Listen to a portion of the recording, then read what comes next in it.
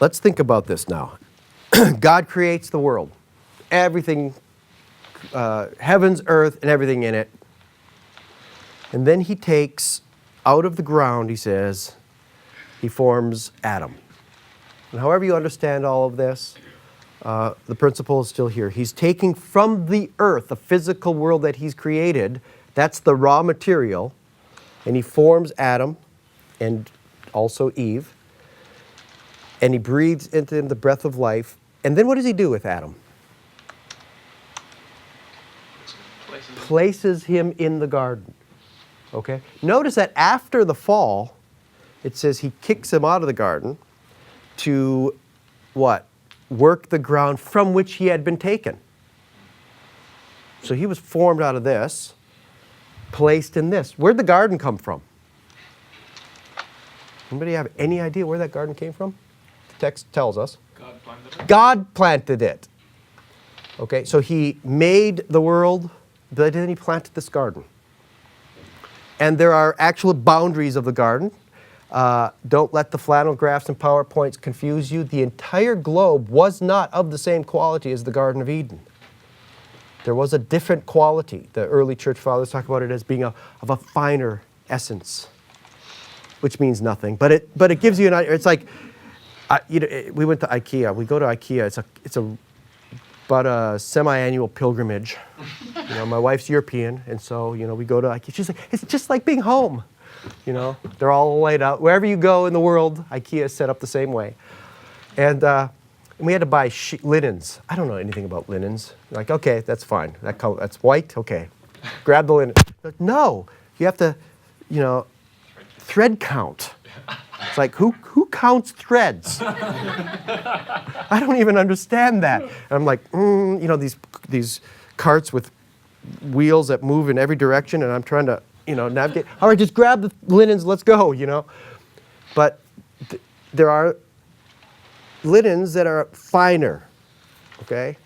And the idea is there is a qualitative, don't ask me what that looked like because I wasn't there, a qualitative difference between the world outside the garden and the world inside the garden. The tree of life, the tree of the knowledge, and all these other trees are there in the garden.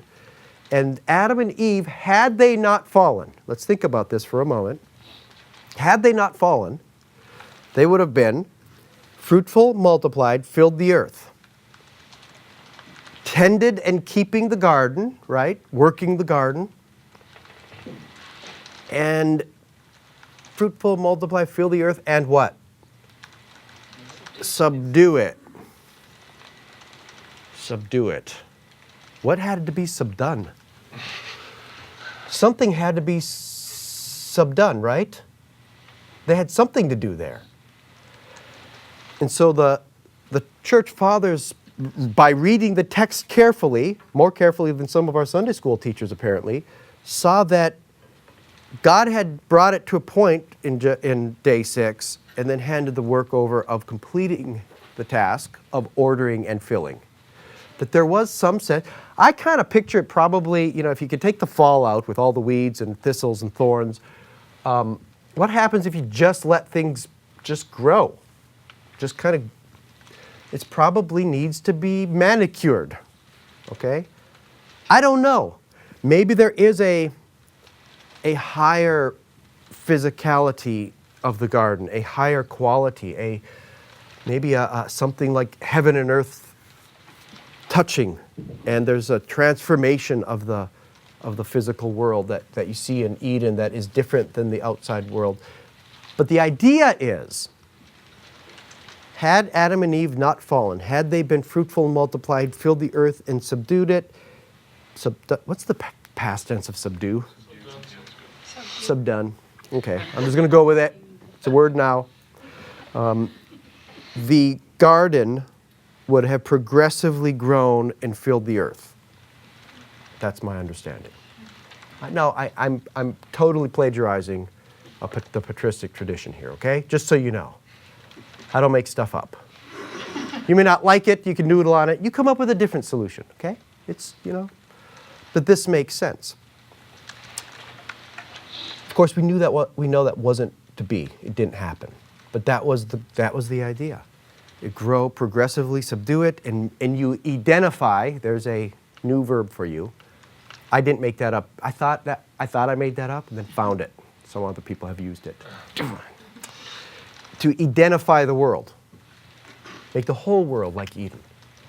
How long do you think that could have taken? To identify the entire globe? Millennium. Yeah. Maybe 1,000 years? Give or take. Okay, see where I'm going with this? Okay, you had your hand up so diligently, David, so go ahead. This C.S. Lewis in the Great Divorce he deals with this exact thing. Yeah. People are more real, right? Yeah, they step in the grass and the grass hurts them. And they can't pick up the rocks and it's as they progress towards the mountains, which is that they become. God is. They become more great real, illustration. Yeah. They can interact with creation. Yeah. So it's more real, and the people who come from the bus stop are shadowy.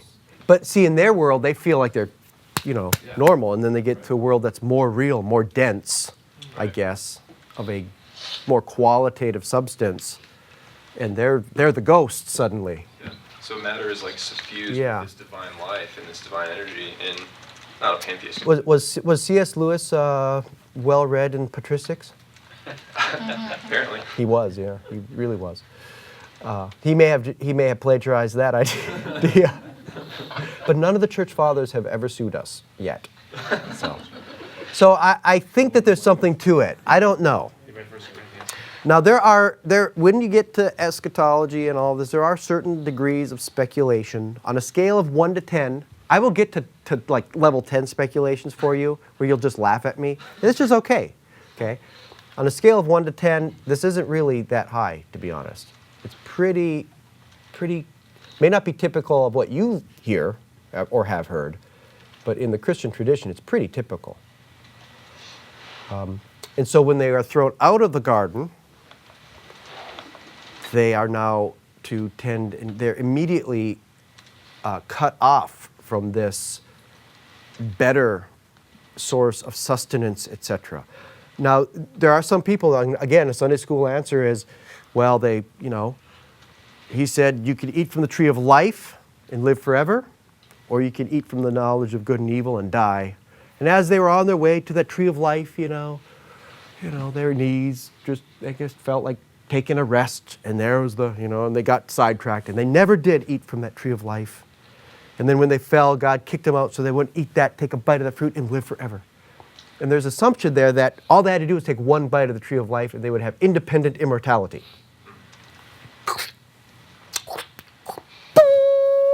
They're glowing. Woo, I can fly. Okay? Thanks for the life, God. See you later. The normal understanding of that before your Sunday school class was they were to continuously eat from the tree of life.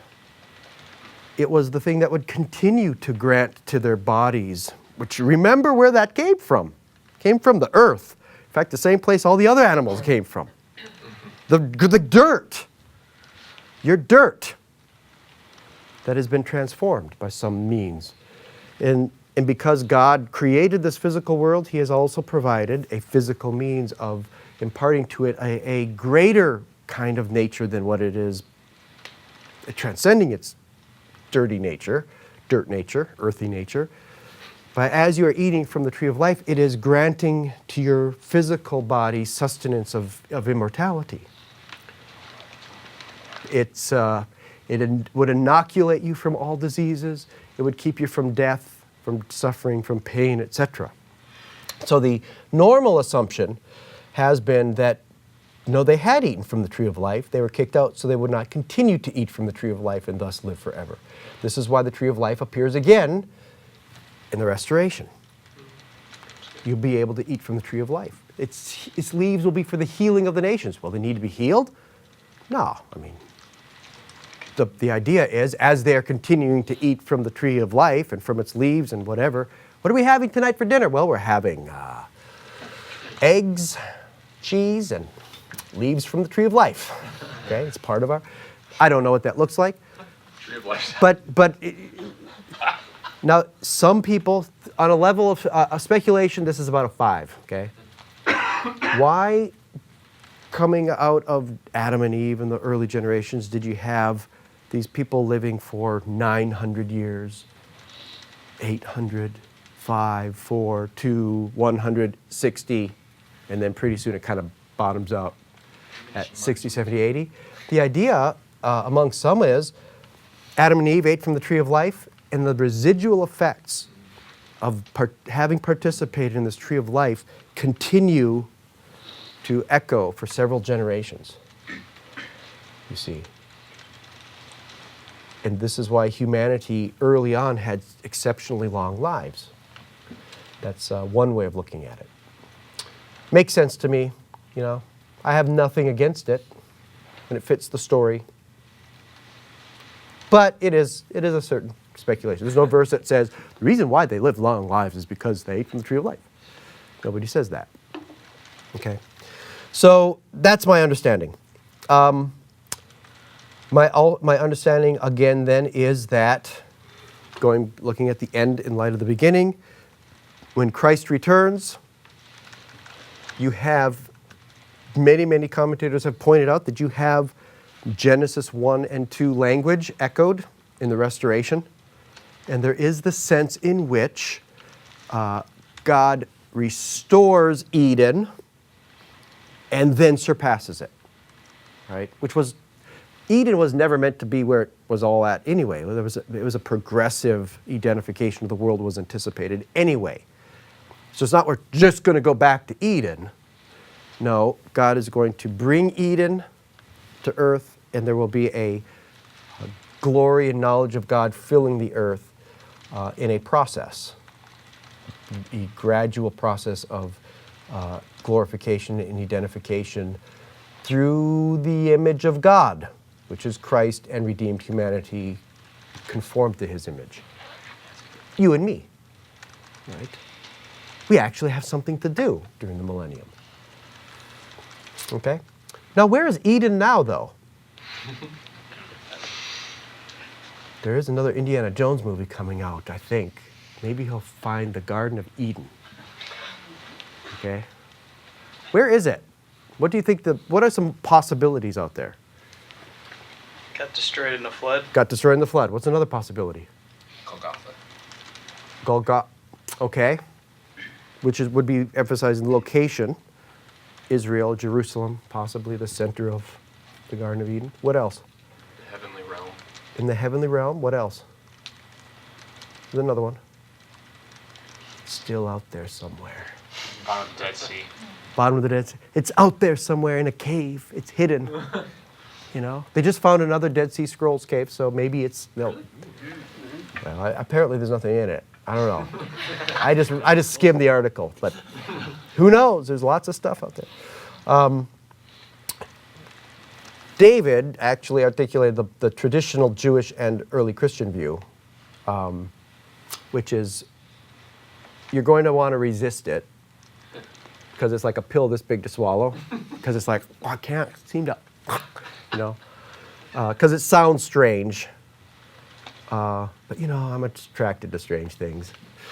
The idea is you got the garden, kicks Adam and Eve out, and God, I don't know how else to put this, he scooped up the Garden of Eden. You know, the idea is the garden was on a high mountain anyway. You know, they had to ascend to the garden, okay? And it was kind of a meeting place between heaven and earth. It's where heaven came down and earth met, and it had this in-between essence, I guess, of heavenly and earthly, heaven on earth, I suppose. And after the fall, God took it and brought it into the third heaven, in a heavenly realm, which, in other words, you can't get there from here. Okay? Between it and us is the angelic realm. And the reason the early church believed this was because Eden, in intertestamental literature and the New, it's paradise. It's the place where the saints went temporarily until resurrection. They went to the Garden of Eden in paradise, which is where? In the heavenly realm, in the place you can't get there from here, in the third heaven. Remember when Paul he says, caught up to the third heaven, to paradise? Today you will be with me in paradise. If you do believe in reading the Bible in its actual historical context, and you're going to take the words as what they meant actually in that Palestinian Jewish environment, they went to Eden. Eden's in the heavenly realm now. God moved the island. None of you watched Lost, apparently. Okay. Yeah. He moved the island. It was there, now it's somewhere else. He moved it. The tree of life is in the paradise of God, Jesus says. You will eat from the tree of life, which is present tense, in the paradise of God. And then you have this coming down of Christ and the descent of, the tree of life. Follow the tree. Okay? Where is it at? And where's paradise?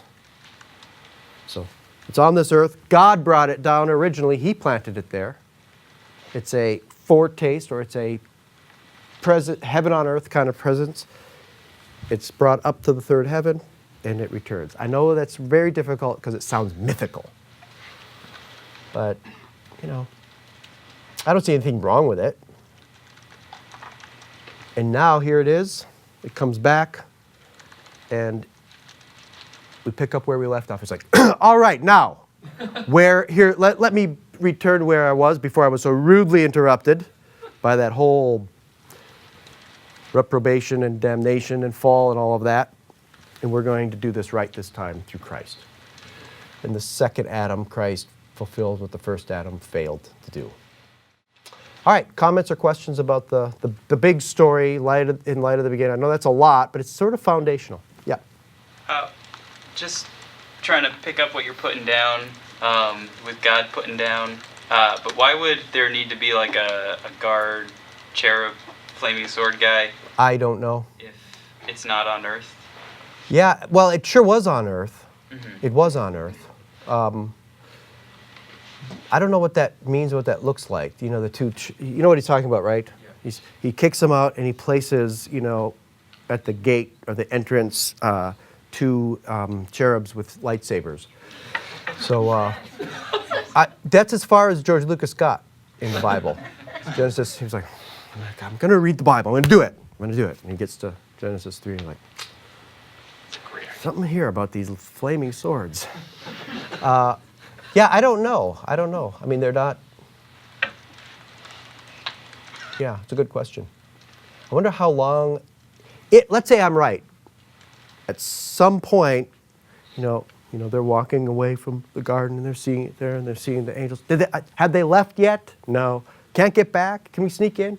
At some point, the garden's gone. Is that at the flood? Right before the flood? Is it... sometime before? I don't know. Could it also be something along the lines of, you're saying it's like gone to the third heavens and it's the angelic... Yeah. The cosmology is that the angelic realm is stands between us and paradise. But honestly, they may have been getting that from Genesis 3, right? They're like, where are the angels? Well, here, so they may be kind of allegorizing that a little bit. I really don't know. I have a lot of hunches, but a lot of also uncertainty with regard to how Genesis 1, 2, and 3, I don't get it, a lot of it, to be honest. I think it's real, but I just don't understand, how it works. Could that be also like figurative language that man by its own efforts cannot get back to them? Yeah, I don't think you have to take the narrative figuratively to say that it's also asserting that. The clear idea is that you can't get there. It is inaccessible to us. That's clearly what's being asserted, right? God has gone out of his way to make it inaccessible to us. How that actually worked posts out, and for how long were they on, stationed there? Was there an actual gate? Or, I don't know. I really don't. Sorry. It's one of those things that you'll know when you get to heaven. Or wait, to paradise. Wait, to the new heavens. It's like, oh no, he's completely ruining my entire personal eschatology. It'll all be put back together again, I promise. All right, anything else? Yep. When you talked about we will be forever, our glorification is continual, Yeah. Or Christification, are you saying that isn't going to be completed when we're resurrected in our heavenly Right. bodies? Yep. So it is something we will still continue to be. Yep. Okay. Resurrection is the beginning of a progressive growing in love for, knowledge of, and relationship with God and with one another. And being more and more progressively conformed to the image of the eternal God-man, which can never end. And if you don't, that might be hard for you to swallow, but spend an hour thinking about what would be the alternative to that. What about 1 John 3 when it says, when we see him, we'll be like him? That's what I just read. And he says we don't know what we're going to be like. But yeah, we're going to be conformed to his image. But clearly doesn't mean we're all going to become incarnate God-men. Right? So in what sense are we going to be like him? In what sense are we? See him as he is probably, it seems like it's a reference to our bodies, right? Like the spirit that raised him will give life to our mortal bodies. That's right. We'll be conformed to his glorious body. But you were talking about like knowledge and Yeah. There's more. In other words, I'm thinking more holistically. We are still going to continue to grow more and more and more. I don't know what that looks like exactly, but I don't know what other choice I have but to assert that. Because if we say we're going to be perfect, we're going to arrive at perfect knowledge, perfect everything. Well, that's not really Christian, right? This idea of because unchanging means you reach a level of perfection where that actually is only, that space is only occupied by one being in this universe. And we're finite. So if you're not growing, I don't know what you're doing. But understand growing is a multifaceted kind of idea. I talk about growing in knowledge of, love for, relationship with, these things that have to be dynamic. It has to be dynamic. It cannot be static. Static eschaton is not Christian. It is pantheistic. Okay? It's not really Christian. I know that's not a common Sunday school answer. The dynamic eschaton is Christian, where you're actually learning, growing, doing, which is exactly what we were intended to do, right? Let me leave you, we got 1 minute, let me leave you with a level 12. Level 12. And I'm going to get this, I stole this from C.S. Lewis, but I think it's worth at least speculating. So, fast forward, 1,000-year identification of the universe, and the final, at the end, banishment of all sin, death, devil. Everything is finally accomplished as it was intended. Now what?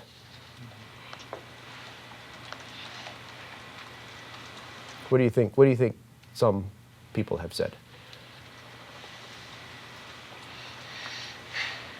Kick back and look, well, look at this wonderful world that we now have complete dominion over. Now what?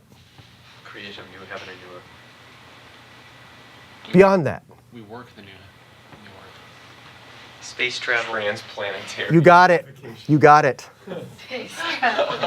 There are countless stars and planets out there, So some have suggested that the first 1,000 years is just the beginning of a exercising dominion over the entire universe. Like not just in name. Jesus, aren't you Lord of heaven and earth and exercising dominion over everything? Yeah. Have you ever visited that? Yeah. Who cares about all those other planets and stars out there? Maybe. I own them. I don't need to visit them. Maybe there is, something that has not yet been revealed for us. Maybe George Lucas did keep reading. Maybe he did keep reading. C.S. Lewis did. C.S. Lewis did. Anyway, pure speculation. I don't even have a half a verse for that.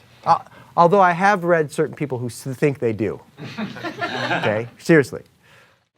Okay, last time we talked about the Adamic condition and that covenant and the intention for humanity as the image of God. Just to kind of summarize where we have been and where we are. This is the "You Are Here" pin that we're dropping into the narrative. We're really walking through the dispensations and the covenants coming out now of the garden. We'll talk about the fall and the effects of that, and then the means that God is now using to both preserve and administer his governance over fallen humanity, as well as the means that God is using to bring about redemption through promise, anticipating ultimately the administration, the governance of Christ in his kingdom, and the redemption that comes through him as Savior. So the biblical covenants that we'll be walking through, the Adamic covenant, we've talked about this, emphasizing humans ruling as the image of God, or in the image of God, that functional aspect, exercising dominion over the earth. The Noahic covenant is coming up, reaffirming the Adamic and promising preservation. The Abrahamic covenant, which is really the root of all of the covenants that God is going to be making, kind of unfolding that Abrahamic promise and effecting that in history. Specifically, land blessing, nation extended through Isaac and Jacob. We'll take a look at the whole idea of the promise of the seed that is to be the recipient of these promises. The Mosaic covenant, land-centered blessing and cursing. These good things are going to come if you obey. These bad things are going to come if you disobey. And this is kind of governing whether any given generation is going to receive the blessings in the land promised to Abraham. Davidic covenant, promised kingship pointing toward the Messiah, and then the new covenant, the means of fulfilling all of the promises and the covenants through Jesus Christ ultimately. So we've seen this before. I just wanted to remind you where we're at. And then also to remind us, we're looking, yes, this is an eschatology class. It is a doctrine of last things, literally, eschatos, the end of the last things. But you can't really understand the ending unless you understand where you're at in the beginning, middle, and where we are in that story. So we understand the end in light of the beginning, the purpose, progressive expression of the image of God, that is, carrying out the be fruitful, multiply, fill the earth, and subdue it, tend and keep the garden. These were the things that God placed, the embodied creatures called humans that were to reflect God's image, both personally in their nature, relationally with God and one another, but also functionally in carrying out this Imago Dei mandate. That was derailed, and the plan of preservation and redemption is to bring that back and to ultimately fulfill that calling through the second Adam. That's how I'm telling the story. If you don't like it, you can tell your own story your own way. In fact, I'll even give you the slides. You can just change what must be changed and just teach this however you want. But this is how I'm going to tell the story, and it makes sense to me. And if it makes sense, it must be true, right? Okay, so hopefully I'm presenting you with good biblical theological arguments for this perspective. The means, divine rule mediated through humanity. Ultimately, we know it's through the image of God and the new humanity in Christ, but it's through humanity nonetheless.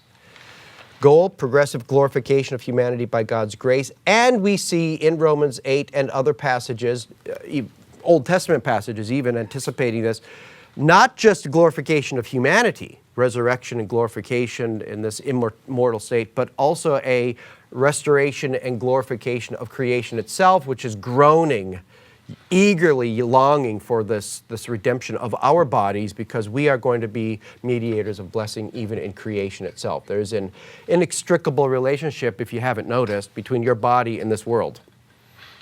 It came from this world, and it's intimately connected to this world. We were not only designed to be embodied creatures, but we were designed to be,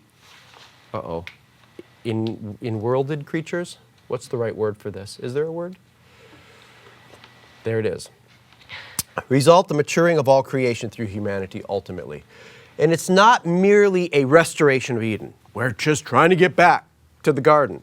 It isn't that. Yes, we were in the garden, we were kicked out of the garden. The idea is we are restoring and then surpassing. We are putting the train back on the rails and then actually getting it to its destination. You know, that we barely left the platform and the thing derailed. And so there is a destination. There is a destiny that God had in mind originally for his creatures. So here we are. We talked about the condition of the garden, what should have been but wasn't. And now we're going to talk about the bad news, right? The bad news, good news. Here's the bad news. It's the fall. So Adam and Eve were created good, just, and innocent through the seduction of Eve by Satan and by Adam's accommodating choice. They deliberately disobeyed the Creator, pursuing autonomy and betraying God's fellowship. This is a review, basically, of your ST 103 course, okay?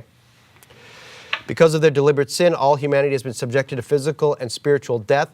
According to the DTS doctrinal statement, what we understand by spiritual death is total depravity. This total inability, this loss of relationship with God. We can do nothing to merit favor with God. We can do nothing to contribute to our own spiritual growth or salvation. We are essentially and unchangeably bad apart from divine grace.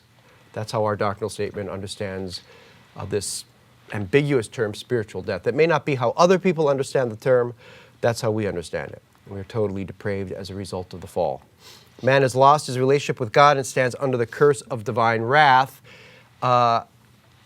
Always, we feel the effects of the fall. Don't take it personally, okay? We are living in a fallen world that is subject to corruption. We have bodies that are subject to corruption. The fall has affected our mind, our emotion, our will, and we are going to feel the effects of this fallenness every day of our lives. Doesn't mean that God is striking you with a lightning bolt and constantly on you. Saints as well as sinners, the saved as well as the lost, are feeling the effects of the fallen world. And so I like to put it together this way. Maybe this is not the best way of putting it together, but here it is. As a result of the fall, there is this common, what I'm going to call general, you've heard of general grace and special grace, right? Yeah. You can also think of this in terms of wrath as well, or this feeling the effects of our fallenness justly. So there's this general or common wrath, disaster, sickness, pain, death, all of these things we are subject to as creatures in fallen creatures in a fallen world, whether you're saved or not. God doesn't have to specially single you out for a disease or for a flood or for a tornado. This is just part of living in this fallen world. At the same time, Scripture does narrate for us that God does sometimes select individuals or nations for a special focus of judgment. We might call this special or particular wrath. Judgment, affliction, hardening, invades a nation and puts an end to their wickedness, or something like this, right? Afflicts Herod with worms in his stomach and he dies. All right, that's my favorite judgment in the whole Bible. It's just nasty. Or sends someone into, Ehud in Judges. Sends in, what's the name? Eglon? Was he the king? Ehud is sent in to kill Eglon. It's an act of God's judgment. So God does afflict direct, specific, what I'm going to call special wrath. So both of these things are functioning in God's world after the fall. At the same time, we are under general or common grace. We have rain. It's not like it's raining on the Christian's farm and then next door to him, the reprobate, the rain is just, the sun is shining and burning up his crops. It's not happening. God reigns, he sends sunshine, he feeds, he protects, he heals, right? Some people get sick and they recover from it. The life that people have and the enjoyment of life is indiscriminate as well. God's general grace. At the same time, there is special or particular grace in this world where God specifically heals someone or delivers someone from hardship or saves them. Opens the doors of heaven to them through the gospel of Christ. And so healing, providing, there is this particular grace. Now probably you've heard of the concept of general grace and special grace, but we haven't thought too hard sometimes about special wrath and general wrath. The reality is both of these are happening at the same time, and you are not smart enough to figure it out. Okay? You're just not. The tornado hit my house. It only hit my house in the neighborhood. God must hate me. What did I do wrong? You know, what? Oh, I skipped one of my devotions. Okay? That's not, you can't figure it out. God is working things together. It is according to His will, for His purposes, according to His good plan. Whether He allows hardship in your life or not, whether He blesses you or not, it's really not up to you, and you're really not called to figure it out. I don't know where we got this idea that someday, you know, I've been praying, someday I'm going to know why my brother died or why my mother died or whatever, right? Someday God will let me, maybe He won't ever let you know that. What we can do is step back and say, God, I have no idea why you're doing this or what's going on or whether you're punishing me or disciplining me. I'm sorry. Are you disciplining me? Is this your hand of discipline or is this just me living in a fallen world? It's irrelevant. Okay? We confess as a point of faith that God is good and what He's doing is good. It's according to His good plan and ultimately for our good end and to His glory. It's for His glory and our good. We're told that, Romans 8. All things, He's working all things together. The good things and the bad things in our lives are being worked together for our good. Doesn't make the bad things good, it just means God is bigger than the bad things. So that's an important thing that we understand in this fallen world. As God is unfolding this plan at the macro, micro level, we step back and all what we're supposed to do is just do what's right. Respond with trust and obedience. That's what He wants from us. Yeah, Dave. It just seems like there would be some point in trying to figure out whether it was general or specific, because if it's specific, maybe there's something that I need to change in a way. Well, there is something that you need to change. I don't think we have to know that, and I don't know that.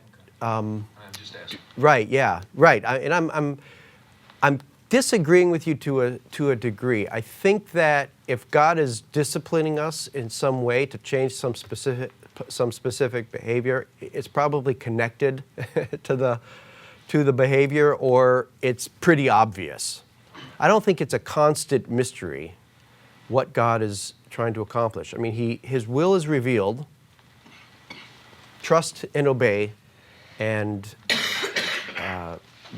I really think that I think we're really running down the wrong path when we're trying to figure out every little bad thing or every good thing that's happening to us. By the way, this whole scheme also communicates that blessing is not a sign of special favor, right? Your church explodes with all kinds of people. It means you must be doing something right. You need to write a book about it? Not necessarily. Not necessarily. And your church shrinking does not necessarily mean that you're doing something wrong and have to fix it. All right? Otherwise, martyrdom is inexplicable. Gee, I thought he was a great saint, but they got himself killed. Huh. Don't do that. Don't ever do what he did, live a godly life, and stand for Christ, because that'll get you killed. Death is bad. Therefore, ergo, that doesn't make sense. That kind of math doesn't work in God's economy. It's backwards. God does everything a little backwards, okay? First will be last, last will be first. Yeah. No, you have too many men in the army to win this battle. Huh? You know, where'd you go to military college? Community military college, apparently. All right, so keep that in mind. Okay, so how can we best understand the end of humanity in light of the beginning? Not the end in that sense. It's really the end is the new beginning in Christian eschatology. Redemption, God is going to redeem humanity and creation from the effects of this curse. This purple stuff, this purple world that we're living in, is going to give way to the blue world, right? Right now, you know, God could have just left us in the red world. Could have left us in death and curse and pain and sickness. He had every right. He would be perfectly just to do that. I know that doesn't sit well with people, but that's not God's character or plan for us. His character and plan entails mercy and grace and redemption, not merely holiness and wrath and justice. These are working together, these two hands. But one day it's going to give way to a world free from the effects of the curse. In restoration, God will restore and surpass, that's important, the Edenic condition. Because remember, the Edenic condition itself was intended to be surpassed. It was the beginning point of something much bigger. You just have to think four-dimensionally. If they were fruitful, multiplied, and filled the earth in their unfallen state, and tended and kept the garden and ate from the tree of life, what would have happened? That must have been what God intended to happen, okay? It really isn't. You don't have to be a genius. You can be a C or D average student to project that out into the future. So Romans 8:18 through 25, and Revelation 21 through 22 is a forward-looking verification of this. Okay, so Romans 8, we looked at this. This is the all creation is groaning. What is it groaning for? What is it yearning for? Liberation from this bondage to corruption.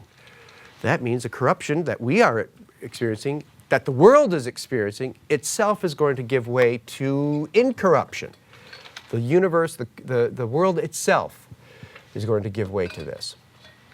The curse will be lifted, and the world itself is going to experience restoration, glorification.